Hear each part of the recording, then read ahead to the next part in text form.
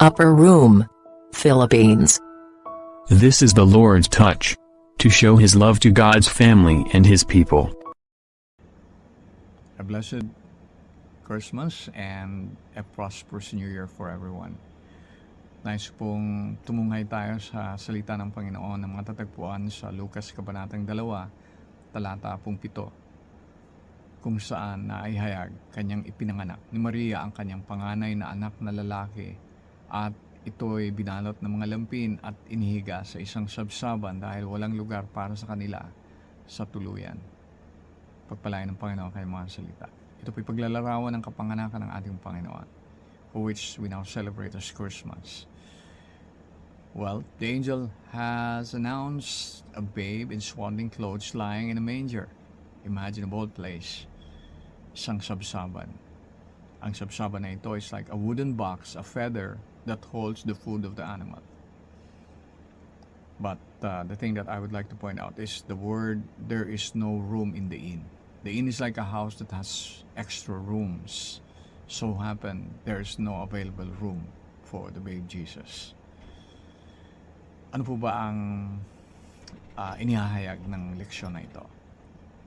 Na tayo po ay maaring natutulad sa innkeeper, sa may-ari ng tahanang yaon, sapagkat that innkeeper has the say, has the decision to decide on who he can accept to be in one of his rooms.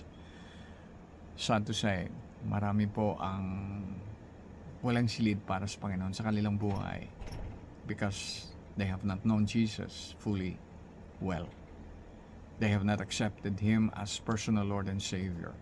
At maging sa ating mga naturingang mananampalataya, maaaring tayo rin, we may not have that special room for the Lord in our lives dahil marami po sa ating panahon had become busybodies, abalang-abala sa maraming bagay.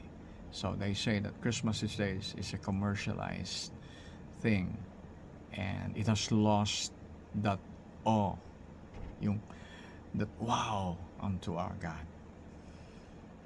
But praise the Lord, dahil that manger has become the room, amen, for which a kind of people na hinihid po at binigyan ng pagtawag ng Panginoon, the lowly shepherds, the set aside people, amen, yung pang downtrodden aba, sila ang binigyan ng pansin upang kanilang matunghayan ang sanggol na Panginoong Hesus.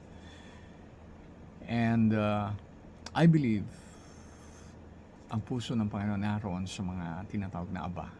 Amen. The unsophisticated ones, the lowly ones. Dahil nais ng Panginoon na we would have an audience with Him and see the glory of the Lord. Na doon sa stable, it would radiate ang kaluwalhatian ng Panginoon. At siya rin naman ay tumuloy, amen, sa sabsaban ng ating puso, ng ating buhay, upang ang ating sabsaban ay kanyang transform it into a heart that has for God. Linisin, pakadalisayin. And sa pusong ito, maghari ang Panginoon. Sa pusong ito ay gumawa ang Panginoon ng mga pambihirang bagay, like what He said in Ephesians 3:20. Panginoon who can do great things, exceeding abundantly more than we can think or ask of. Kaya, kapatid, nariyan ang Revelation 3:20 na naghahayag, behold, I stand at the door of your heart and knock, and that whosoever will open his heart, I will sup with him. Kaya, kung iyong pagbibigyan ang pagtuloy ang Panginoon sa silid ng iyong buhay, ng iyong tahanan, gagawa ng pambihira ang Panginoon. He will do miracles, He can heal you, He can provide for you, He can transform your lonesome place, your lonesome home, your broken family, your whatever that has happened into you. Transform it and make it a glorious thing in your life. The only thing that we need to do is draw nigh to God. Amen.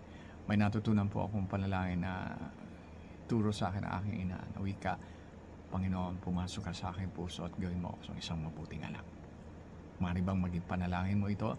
Ngayon, inaanyayahan kita. Join me. Whoever you are now, right now, in fellowship with this, join me in prayer. Where two or three are gathered, there He is in the midst of us. We may not physically be in gathering, but I believe the Lord is here. Lord, bless each one who's present right now. Minister to him and let him open his heart na kayo tumuloy sa kanya at kayo gumawa ng kakaibang bagay, pambirang bagay. Heal him, her, and transform the ugly things, the broken things in his life into new things. And this we pray in Jesus' name, that you will be with us from here on till eternity. This we pray. Amen. God bless you.